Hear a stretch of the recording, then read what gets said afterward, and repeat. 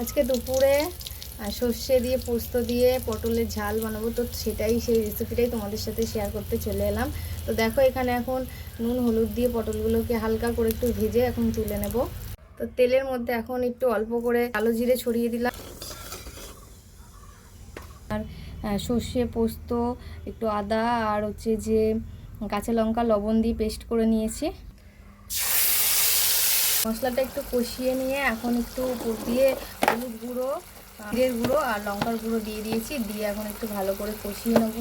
মশলা থেকে আমার তেল ছেড়ে দিয়েছে। এখন এই মিক্সিটায় ধুয়ে একটু জল দিয়ে নেবো। ঝোলটা এখন ফুটতে শুরু করেছে, তো এখন পটলগুলোকে দিয়ে দেবো, আস্তে দিয়ে ঢেকে দেবো। পটলটা হয়ে গেছে, তো এইভাবে পটল পোস্ত দিয়ে রান্না করে খেয়ে দেখবে কেমন লাগে। তো আজকের ভিডিওটা এই পর্যন্ত। মাম্মাম কাঁদছে, এখন ওখানে নেবো খাওয়াবো।